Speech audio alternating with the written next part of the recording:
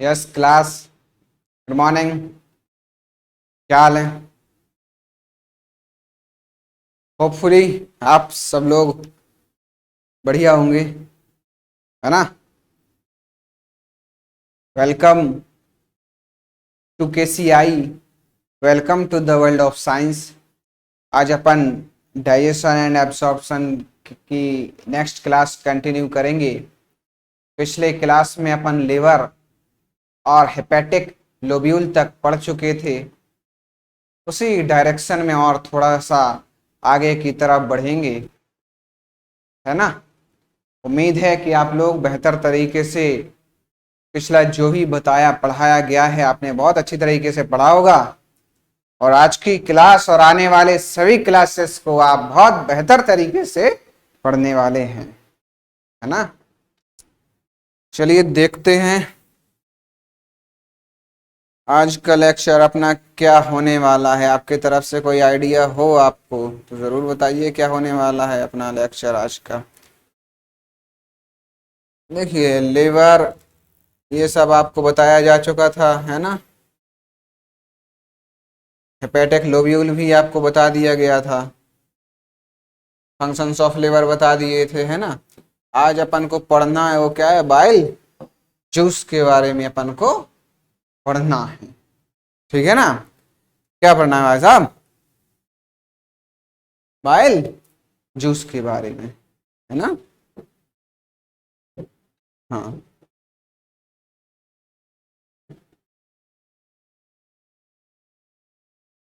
देखो, दिखाई दे रहा है नहीं दे रहा है, अपीयर नहीं हो रहा है क्या? ये तो थोड़ा सा रंग बदल देते हैं भाई साहब। देखिए बाइल जूस, है ना। क्या लिखा हुआ है? Hepatocyte cells of liver produces bile juice. कौन सी सेल्स भाई साहब? Hepatocyte cells. कौन सी सेल? Hepatocyte sales. ये वही सेल्स हैं, कौन सी? Hepatic cells.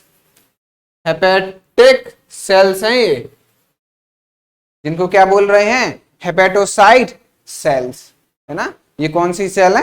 हेपेटिक सेल्स हैं। ये कौन सी सेल है भाई साहब? हेपेटिक सेल्स हैं, जो आपका हेपेटिक कॉर्ड बनाती थी ना मिलके, रेडियल रोस बनाती थी, क्या है? हेपेटिक कॉर्ड, है ना। वही सेल्स हैं। कौन सी? Hepatic cells. कौन सी सेल है? Hepatic cells. क्या लगा? Hepatic cells of the liver produces bile juice and it is stored in gall bladder. Where it is stored? भाई कहां पे स्टोर होता है? गॉल ब्लैडर में, ठीक है। Bile juice does not contain any type of digestive enzyme. इसका मतलब क्या है कि बाइल जूस में किसी भी तरह के डाइजेस्टिव एंजाइम नहीं होते हैं। होते हैं कि नहीं होते हैं? डस नॉट कंटेन मतलब नहीं होते हैं। क्या कह रहा है भाई साहब? Bile juice does not contain any type of digestive enzyme, उसमें डाइजेस्टिव एंजाइम नहीं होते हैं, इसीलिए ही it is not called true digestive juice. इसीलिए बाइल जूस को ट्रू डाइजेस्टिव जूस नहीं कहा जाता है। क्या? बाइल जूस को ट्रू डाइजेस्टिव जूस नहीं कहा जाता है। क्यों नहीं कहा जाता है? Because it does not contain any type of digestive enzyme, क्योंकि इसमें किसी भी तरह का डाइजेस्टिव एंजाइम नहीं होता है, इसीलिए इसको ट्रू डाइजेस्टिव जूस नहीं कहा जाता है। बात क्लियर हो गई? हो गई गुरुजी। Next point. अब नेक्स्ट पॉइंट देखेंगे क्या? कंपोजिशन ऑफ बाइल, यानी कि बाइल किन किन चीजों से मिलके बना होता है। भाई साहब किन किन चीजों से मिलके बना होता है bile? Organic constituents are H2O, यानी कि वाटर। वाटर मतलब पानी, है ना। ऑर्गेनिक कॉन्स्टिट्यूएंट्स आर H2O कितना होता है? वो भी 98%। कितना? 98% होता है। पानी कितना होता है? 98%। बाइल सॉल्ट, अच्छा ठीक है, इसमें सॉल्ट भी होते हैं, बाइल सॉल्ट बोलते हैं। बाइल पिगमेंट भी बोल रहा है। क्या बोल रहा है? Bile pigment. बाइल पिगमेंट कौन से होते हैं पता है? बिली रूबेन और बिली बर्डन। बिली रूबेन और बिली बर्डन, है ना, क्या कह रहा है, बिली रूबिन और बिली बर्डन, है ना। Bilirubin is the pigment which is responsible for the feces or excretory product waste material that is called feces of its yellowish color, है ना। जो भी आपका मल होता है, एक्सक्रीटरी प्रोडक्ट होता है, उसका जो येलोइश कलर होता है वो किसके कारण होता है, आपका बिलीरूबिन के कारण होता है ना। इसका फेसेस का जो कैसा कलर होता है, येलो कलर होता है, इसकी वजह से होता है, वो बिलीरूबिन की वजह से होता है, ठीक है ना। एंड कोलेस्ट्रॉल, कोलेस्ट्रॉल का मतलब क्या है भाई साहब, फैट, है ना। एंड कोलेस्ट्रॉल, लेसिथिन, है ना, and inorganic constituent that are sodium ion and potassium ion. Na+ क्या है, sodium ion, sodium ion and potassium ion,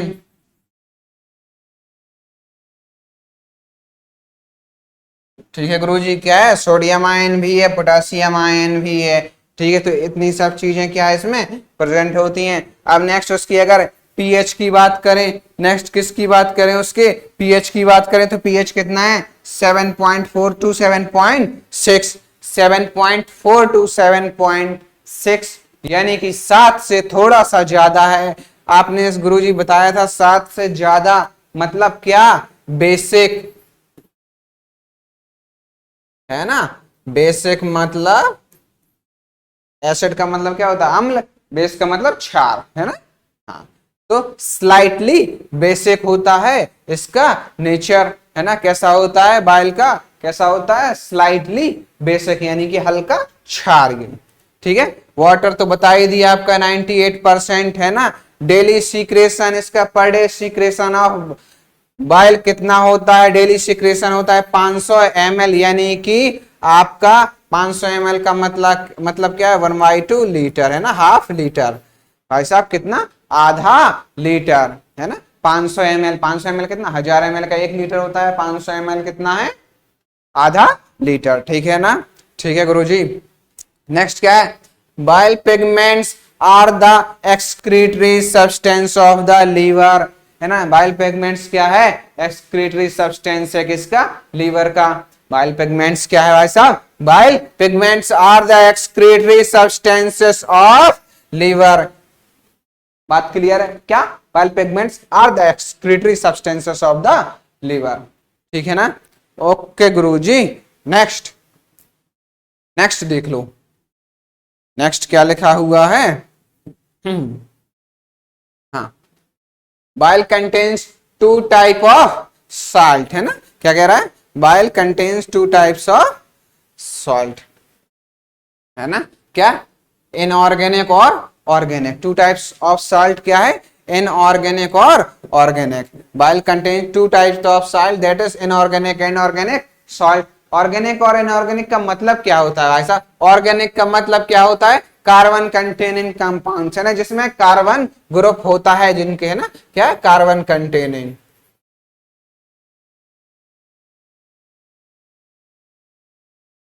carbon containing, यानी कि कार्बन की उपस्थिति होगी तो उसको आप क्या बोल देंगे, ऑर्गेनिक, है ना। क्या बोल देंगे उसको, ऑर्गेनिक सॉल्ट, क्या बोल देंगे, ऑर्गेनिक सॉल्ट। अगर कार्बन की उपस्थिति नहीं होगी, यानी कि कार्बन अनुपस्थित होगा, अर्थात कार्बन एब्सेंट होगा, तो उसमें क्या बोल देंगे आप, इनऑर्गेनिक सॉल्ट। क्या बोल देंगे उसको, इनऑर्गेनिक सॉल्ट, क्लियर है ना।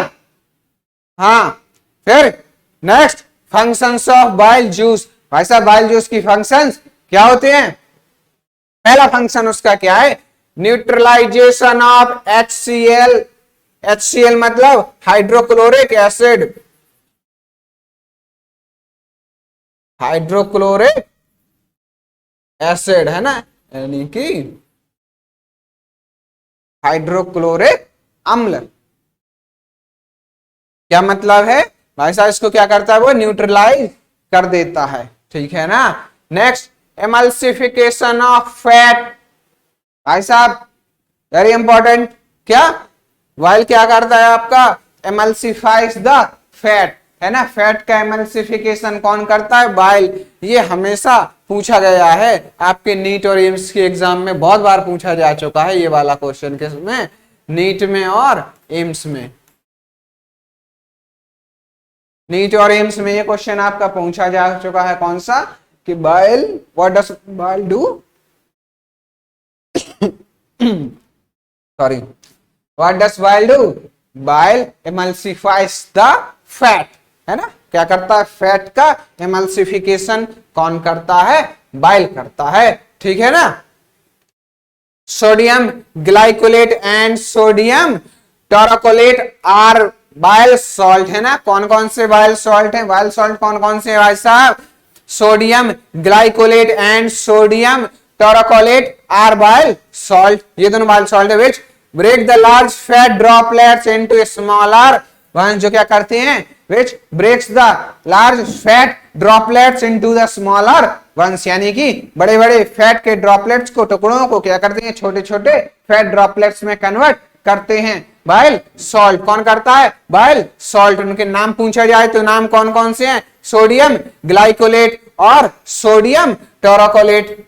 बात समझ में आ गई होगी आपको बहुत आसानी से, क्या ऐसा ही है, क्या जैसा मैंने बोला ठीक वैसा ही है, आपको बात बहुत आसानी से समझ में आ गई होगी, है ना। मुझे ऐसी उम्मीद तो मैं जानता हूं, ठीक है ना, आपको आ भी गई है, क्लियर है, हाँ ठीक है। तो आगे बढ़े, नेक्स्ट फंक्शन जो है उसका क्या है भाई साहब, absorption of fat and fat soluble vitamin. कौन सा है next function, absorption of fat and fat soluble vitamin, मतलब कि आपका जो वसा में घुलनशील जो भी विटामिन है उनका क्या करता है, एब्जॉर्प्शन करता है, ठीक है ना। फैट सॉल्युबल विटामिन कौन कौन से होते हैं आपके, ए डी ई एंड के, ए डी ई एंड के होते हैं आपके क्या, फैट सॉल्युबल विटामिन। कौन कौन से होते हैं, साफ साफ लिख दो गुरुजी, लो, ए डी ई के, ये कौन क्या है आपके, फैट सॉल्युबल विटामिन हैं। ये भी आपका नीट में कई बार और बड़े बड़े मेडिकल एग्जाम्स में हमेशा ये एग्जाम भी पूछा जा चुका है ये क्वेश्चन, क्या फैट सॉल्युबल विटामिन कौन कौन से होते हैं, ए डी ई के। इनको आप कैसे याद रख सकते हैं, एडेक, सीधे लिख दो ना, ए डी ई के, है ना। इसको याद करने में बहुत हेडेक होती है, क्या होती है, हेडेक होती है, किसको याद करने में, फैट सॉल्युबल विटामिन को। फैट सॉल्युबल विटामिन को याद करने में बहुत हेडेक होती है, इसीलिए इनको क्या कह देते हैं, एडेक, इसीलिए इनको क्या कह देते हैं, एडेक, ए डी ई एंड के। फैट सॉल्युबल विटामिन को याद करने में होती है बहुत हेडेक, इसीलिए इनको कहते हैं क्या, एडेक, ए डी ई के। आराम से इस तरीके से आप इसको याद रख सकते हैं, ठीक है। कहते वैसे कुछ नहीं, मैंने आपको एक ट्रिक बताई, तरीके बताए, इस तरीके से आप इसको याद रख सकते हैं, ठीक है भाई साहब, है ना। ठीक है गुरुजी, अब आगे बढ़ो, देखो क्या लिखा है next, it's salt help in the absorption of fat, that is fatty acid and glycerol and fat soluble vitamin. ये देखो लिखे हुए भी हैं, फैट सॉल्युबल विटामिन कौन कौन से हैं, ए डी ई एंड के। अभी अभी थोड़ा एक सेकंड पहले ही आपको बताया है कौन कौन से fat soluble vitamin, A D E and के, ठीक है ना। नेक्स्ट देखेंगे क्या है, excretion of bile pigments. Bile pigments कौन कौन से बताए थे, ये देखो यहाँ पे ये भी लिखे हुए हैं, क्या, बिलीरुबिन एंड बिलीवर्डेन। क्या लिखा है, क्या इसका next function, excretion of bile pigments. कौन कौन से होते हैं, बिलीरुबिन एंड बिलीवर्डेन। कौन कौन से, bilirubin and biliverdin are excretory products, are excretory products. Clear है, अरे बात क्लियर है कि नहीं है, है ना। बहुत आराम से हंसते मुस्कुराते हुए ये सब चीजों को पढ़ते रहना, बहुत जल्दी, बहुत आसानी से, बहुत आराम से, इस तरीके से आपको समझ में आएंगी कि जिंदगी में आपको इनको भुलाना नामुमकिन हो जाएगा, ठीक आपके बाबू की तरह, ठीक है ना। हाँ, देखो नेक्स्ट यहां तक क्लियर है? आई होप यहां तक क्लियर होगा, ठीक है ना। तो और थोड़ा सा आगे बढ़ते हैं। ये लो नेक्स्ट उसका फंक्शन अगर अपन देखेंगे तो क्या लिखा हुआ है? Activation of lipase. क्या लिखा हुआ है? एक्टिवेशन ऑफ लाइपेज, है ना। देखिए क्या लिखा है? Activation of lipase. क्या? Bile contains no enzyme but activates the enzyme lipase. क्या कह रहा है भाई साहब? Bile do not contain any enzyme. बाइल में क्या होता है? कोई भी एंजाइम नहीं होता है, इसीलिए तो बाइल जूस को ट्रू डाइजेस्टिव एंजाइम नहीं कहा गया था, क्योंकि इसमें कोई भी डाइजेस्टिव एंजाइम प्रेजेंट नहीं होता था। बात क्लियर है? ठीक है ना। But activates the enzyme lipase. लेकिन ये क्या करता है भाई साहब? लाइपेज एंजाइम को क्या करता है? ये एक्टिवेट करता है, ठीक है ना। ये ले नई बीमारी आ गई। क्या नई बीमारी आ गई? कौन सी? गाल स्टोन, है ना। कौन सी? गाल स्टोन। क्या होता है भाई साहब गाल स्टोन? समटाइम्स, कभी कभी, कभी कभार। समटाइम्स, कभी कभी, कभी कभार। क्या? समटाइम्स। क्या?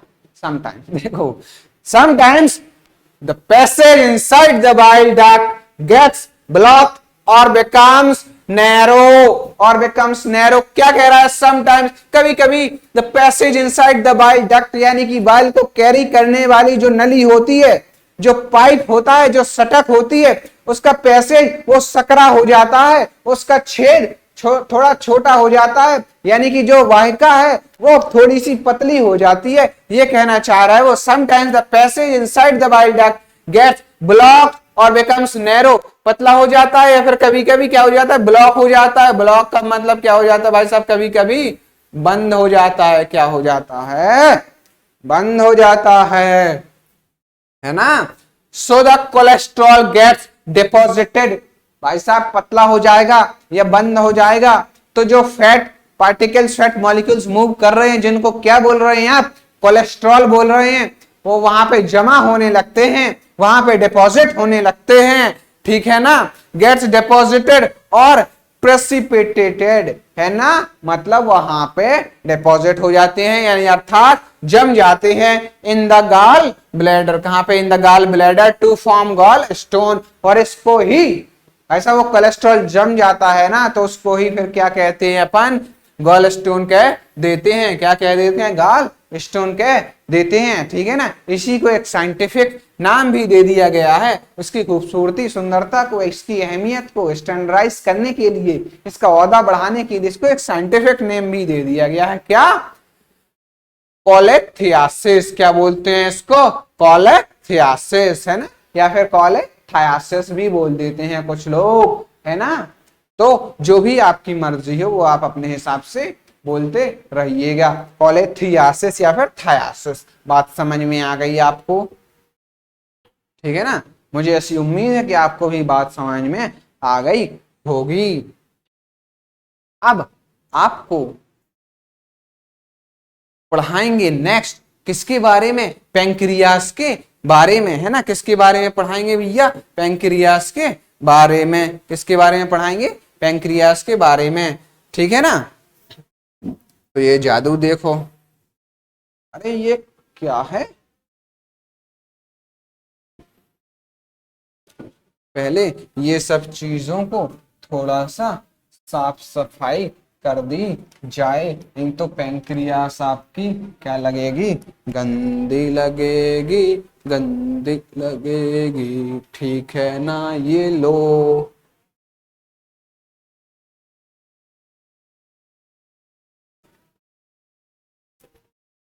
ठीक है, देखो नेक्स्ट क्या है आपका? पैंक्रियास, है ना। पैंक्रियास क्या बताया था? क्या होता है? डेओडेनम के, है ना, आपके स्टोमक के जस्ट नीचे क्या है? एक लीफ लाइक, एक पत्ती नुमा स्ट्रक्चर है, जिसको आप बोलते हैं क्या? पैंक्रियास, है ना। देखो क्या लिखा है पैंक्रियास के बारे में? It develops from endoderm. इसकी ओरिजिन के बारे में बात की गई है। किसकी ओरिजिन कैसी है? It develops from endoderm, endoderm. कैसे? It develops from endoderm. Pancreas is both exocrine and endocrine. मैंने आपको पहले ही बताया था, एक्सोक्राइन मतलब इसमें क्या होगी, डक्ट होगी अर्थात नली होंगी। एंडोक्राइन मतलब अर्थात नली नहीं होगी। क्या? नली नहीं होगी। एक्सोक्राइन में क्या है भाई साहब, नली होगी। बात समझ में आ गई ना? देख लो, तो ये पैंक्रियास क्या है भाई साहब, मिक्स्ड ग्लैंड है। मतलब इस एक्सोक्राइन भी है और एंडोक्राइन भी है, ठीक है ना। Organ, it is both exocrine and endocrine organ situated between the limbs of U-shaped duodenum, है ना। कहां पे है भाई साहब? It is situated between the limbs of U-shaped duodenum। ये आपकी क्या है, duodenum है ना। कैसा बता रही है? U shape, ऐसा ये है ना U shape। क्या कह रहा है? इसके दोनों लिम्स है ना, ये लिम्ब हो गया, एक ये लिम्ब हो गया, है ना। क्या कह रहा है? तो ये पैंक्रियास जो है इसके U shaped है ना, duodenum के दोनों लिम्स के बीच में है ना, ये है आपका क्या, पैंक्रियास, ठीक है ना। तो ये चीज कह रहा है ना, U shape duodenum, it's 99% part is exocrine while 1% part is endocrine. मतलब इसका 99% पार्ट कैसा है, एक्सोक्राइन। एक्सोक्राइन कैसा है आपका, 99% है। एंडोक्राइन पार्ट कैसा है आपका, 1% है। बात समझ में आ गई भाई साहब? एक्सोक्राइन पार्ट कितना है इसका, 99% है। एंडोक्राइन पार्ट किसका कितना है इसका, 1%, ठीक है ना। बात करें अगर एक्सोक्राइन पार्ट की, तो सिंपल सी बात है, इसमें डक्ट होंगी, इसमें नलियां होंगी, है ना, इसमें नली उपस्थित होगी। तो देखते हैं कौन कौन सी नली, कैसा क्या है। देखो भाई साहब, it is made of numerous acne. क्या कह रहा है, न्यूमरस एक्नी, यही एक्नी देखना, यही क्या है आपकी नली है भाई साहब, है ना। It is made up of numerous acini. अब क्या, acini is a group of secretory cells. Acini क्या है, group of secretory cells surrounding a cavity, है ना। एक कैविटी, एक मतलब खाली जगह को सराउंड किए हुए, घेरे हुए, न्यूमरस, है ना। न्यूमरस मतलब नंबर ऑफ सेल्स हैं, उनको क्या बोल रहे हैं भाई साहब, group of cells which surrounds a cavity, and that group of cells is called acini, है ना। that group of cells is called acini. Each acini is lined by a pyramidal shaped cells, है ना। each acini is lined by a pyramidal shaped cells. These acinar cells secrete the enzyme of pancreatic juice, है ना। These acinar cells secrete the enzyme of pancreatic juice, है ना।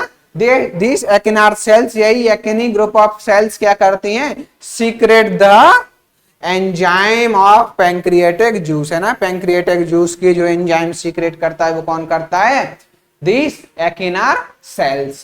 Clear है। Each acini opens into pancreatic ductule, है ना। अब भाई साहब ये थोड़ा सा साफ सफाई इसकी कर लेते हैं ना, यहाँ पे समझाते हैं आपको। इसको थोड़ा सा चित्र को थोड़ा सा क्या कर लें अपन, बड़ा कर लें, है ना। तो ये क्लियर कर देते हैं, है ना।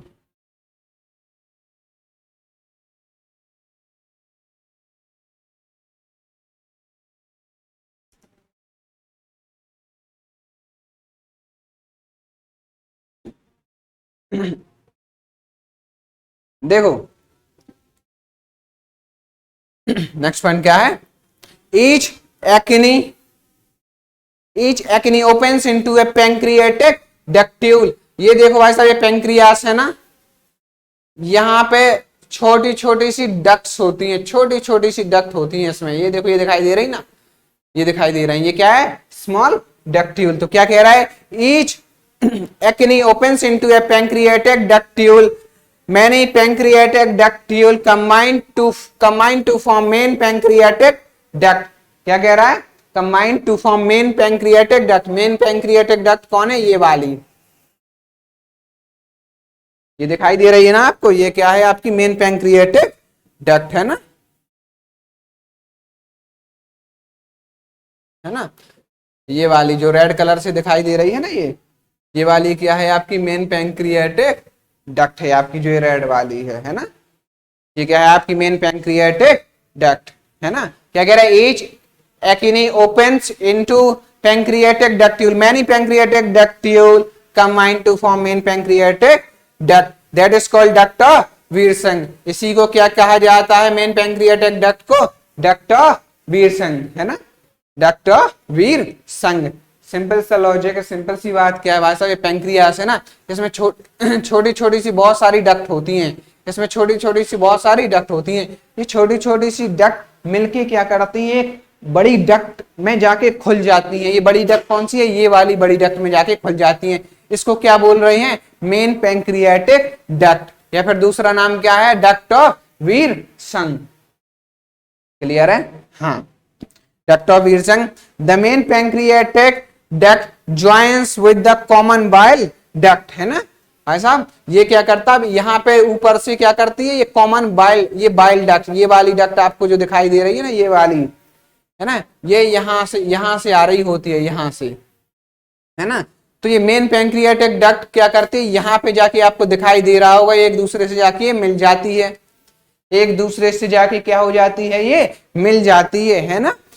This main pancreatic duct joins with common bile duct. ये कौन सी बात साहब? कॉमन बाइल डक्ट है ना। इस बाइल डक्ट से जाके ये मिल जाती है to form the hepatopancreatic ampulla, to form the hepatopancreatic ampulla, है ना, दोनों से मिल जाती है और एक नई चीज बनाती है। क्या बनाती है? यहाँ पे ये दिखाई दे रहा हो क्या?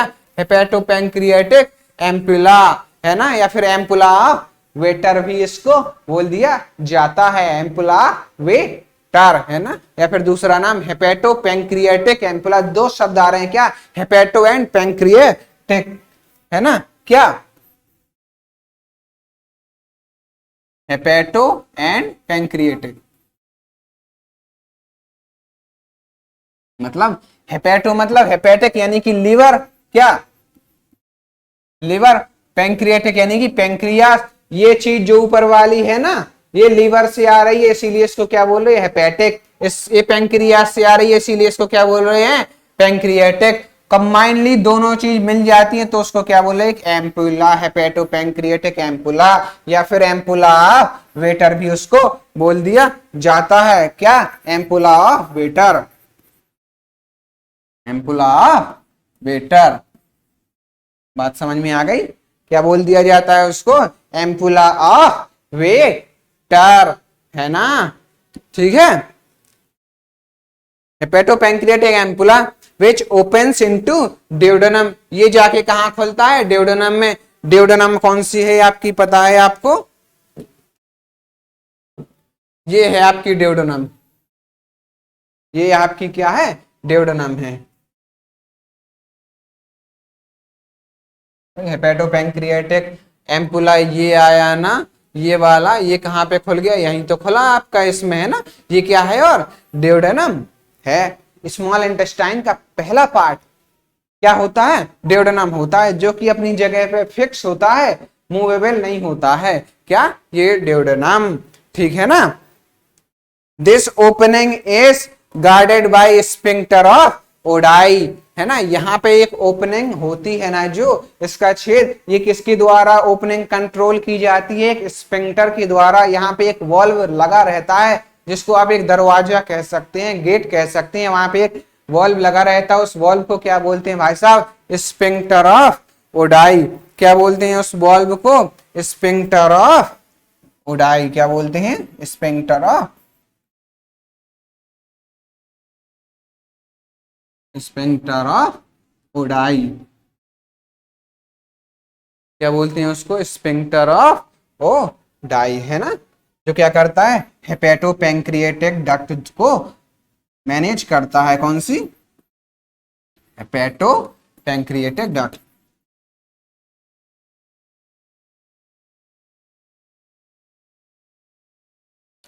है ना। Hepatopancreatic duct is guarded by sphincter of Oddi, is guarded by sphincter of Oddi. ये चीज क्लियर हो गई होगी आपको, है ना, ठीक है ना।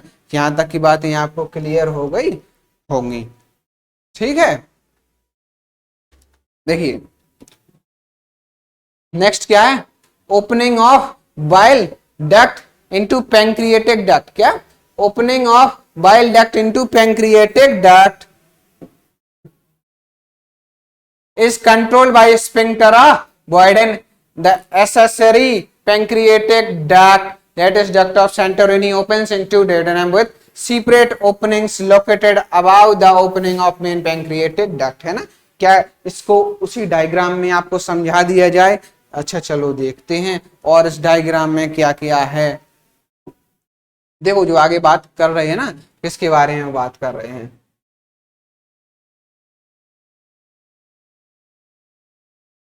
देखो यहां पे एक और चीज डायग्राम में है, क्या एसेसरी पैंक्रियाटिक डक्ट, क्या एसेसरी पैंक्रियाटिक डक्ट, उसको क्या बोला जा रहा है? डक्ट ऑफ सेंटोरिनी, ठीक है ना। यहीं पे एक दूसरी भी होती है जिसको बोलते हैं कि एसेसरी पैंक्रियाटिक डक्ट। ये ठीक कहां खुलती है आपकी भाई साहब? इस मेन पैंक्रियाटिक डक्ट के ठीक कहां खुलती है? ऊपर। कहां खुलती है? ऊपर। कहां खुलती है? ऊपर जाके खुलती है, ठीक है ना। हाँ, और दूसरी एक इंपॉर्टेंट बात है ना, ये जो स्फिंक्टर ऑफ ओडाई था ना, है ना, एम्पुला ऑफ वाटर जिसको बोलते हैं, इसके अलावा इसके ऊपर वाली जो डक्ट होती है ना, जो ये हेपेटिक डक्ट होती है, जो है ना, जो कहां से क्या बोलते हैं उसको? बाइल डक्ट बोल रहे हैं ना इसको, बाइल डक्ट। यहाँ पे भी एक गेट उपलब्ध होता है, यहाँ पे भी एक क्या होता है? गेट उपलब्ध होता है, उसको क्या बोलते हैं? स्फिंक्टर ऑफ बॉयडेन, है ना। देखो क्या बोलते हैं? Opening of bile duct into pancreatic duct is controlled by a sphincter of Boyden, है ना। क्या बोलते हैं? स्फिंक्टर ऑफ बॉयडेन, मतलब यहां से। चलिए यहीं पे डायग्राम थोड़ा सा इंपोर्ट कर लेते हैं अपन, है ना, तो बेहतर समझ में।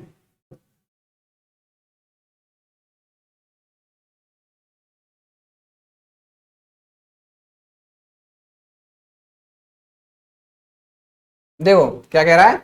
Opening of bile duct into pancreatic duct is controlled by sphincter of Boyden, मतलब ओपनिंग ऑफ बाइल डक्ट, मतलब ये जो बाइल डक्ट है ना, ये आ रही है ऊपर से, ये बाइल डक्ट आ रही है ना, ये आ रही है ऊपर से, है ना। इसकी ओपनिंग भी कंट्रोल की जाती है किससे? Sphincter of Boyden. किससे? Sphincter, sphincter of Boyden, BOYDEN, है ना, स्फिंक्टर ऑफ बॉयडेन, ये है आपका, है ना। द एसेसरी पैंक्रियाटिक डक्ट, क्या कह रहा है? The accessory pancreatic duct, duct of Santorini, उसको क्या बोला जाता है? एसेसरी पैंक्रियाटिक डक्ट को क्या बोल रहे हैं भाई साहब? डक्ट ऑफ सेंटोरिनी, है ना। Accessory pancreatic duct, duct of Santorini, opens into duodenum with separate opening located above the opening of main pancreatic duct, है ना। ये भी जाके कहां पे खुलती है भाई साहब? duodenum में जाके खुलती है। कहां? मेन पैंक्रियाटिक डक्ट होती है ना, उसके ठीक अबाव, यानी कि ठीक ऊपर जाके खुलती है। बात समझ में आपको यहां तक आ गई होगी? क्लियर है? हाँ, तो ठीक है ना। नेक्स्ट पार्ट जो अपन देखने वाले हैं वो क्या देखने वाले हैं भाई साहब? ये अभी तक तो अपन कर रहे थे एक्सोक्राइन पार्ट, अभी तक क्या कर रहे थे अपन? एक्सोक्राइन पार्ट अभी तक अपन कर रहे थे, ठीक है ना। अब अपन देखने वाले हैं इसका क्या? एंडोक्राइन पार्ट, है ना। देखो भाई साहब, एंडोक्राइन पार्ट के बारे में भी देख लो फटाफट, है ना। The group of endocrine cells, क्या कह रहा है? The group of endocrine cells, that is कौन सी? Alpha cells, beta cells, delta cells and PP cells, है ना। पीपी सेल्स का मतलब क्या है साहब? पॉलीपेप्टाइड,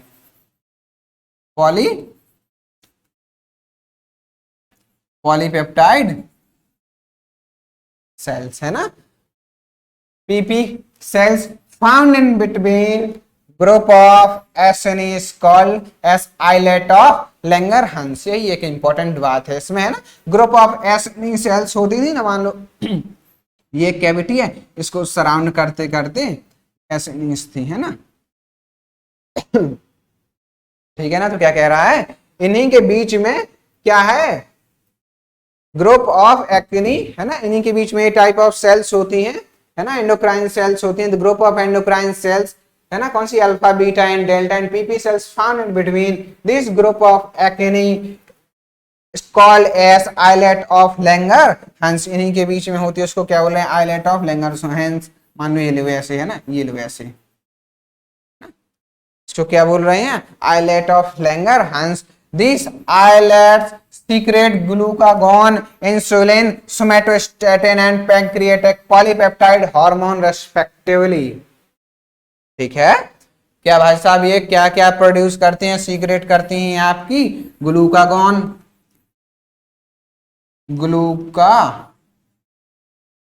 ग्लूकागॉन सीक्रेट करती हैं, और इंसुलिन, है ना, डायबिटीज वालों को पता होगा, है ना, डायबिटीज को मेंटेन करता है, जिसके ब्लड ग्लूकोज लेवल बढ़ जाता है ना, उसको बाहर से भी इंसुलिन के इंजेक्शन दिए जाते हैं ताकि उन सब चीजों को कंट्रोल कर पाए, है ना। सोमैटोस्टैटिन, है ना, एंड पैंक्रियाटिक पॉलीपेप्टाइड। सोमैटोस्टैटिन आपका क्या है, ग्रोथ हार्मोन इनहिबिटिंग हार्मोन, है ना, GHIH, growth hormone inhibiting hormone है आपका कौन सा, सोमैटोस्टैटिन। ठीक है ना। इन सब के बारे में बहुत डिटेल में अभी आगे पढ़ने वाले अपन, ठीक है ना, है ना। And pancreatic polypeptide hormone respectively. दंदना धन। ठीक है। ये सब चीजें यहां तक आपकी क्लियर हो गई होंगी, है ना। तो भाई साहब कैसा लगा आपको, आई होप मजा आया होगा।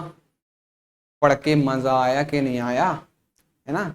ये ऐसे ही कहानी की तरह ये सब चीजें ऐसे ही ऊपर से गई हैं, नहीं गई ना, है ना। ठीक है। तो फिर कैसा लगा ये बताओ जल्दी फटाफट, है ना। मजा आया कि नहीं आया, अरे आया नहीं आया, अरे आया नहीं आया, अरे नहीं आया नहीं आया नहीं आया, आया आया आया आया आया आया। ठीक है ना। देखो तो ये सब देखो, इसको क्या करना है, पढ़ने के बाद ना कम से कम 2 बार, कम से कम 2 बार एज इट इज उसको जाके रिवाइज कर लेना है। ठीक है ना। फिर इसके जो भी जितने भी क्वेश्चंस हैं आपके पास, जितने भी बुक्स हैं, सभी बुक्स से जाके इसके क्वेश्चंस को सॉल्व करना है ना, तब जाके ये टॉपिक आपका मेमोरी में फीड हो जाएगा, है ना। फिर एक बार कल सुबह जागते ही 5 बजे फटाफट इसको एक बार रिवाइज कर लेना है, ये रूटीन रखना पड़ेगा, तब आपको कहीं जाके मजा आएगा पढ़ने और पढ़ाने में। ठीक है ना। ठीक है। तो आज के लिए इतना ही, है ना। That's it for today guys, thank you so much, है ना। Have a good day. तब तक मौज करो और खुश रहो, ठीक है ना। बाकी जो भी इश्यूज, जो भी क्वेरीज हैं, रेगुलर उसको काउंसिल करते रहो, ठीक है ना, क्योंकि समस्याएं ज्यादा समय तक रहनी नहीं चाहिए, उनका निवारण हो जाना चाहिए, है ना। That's all for today guys, thank you so much। जय भवानी।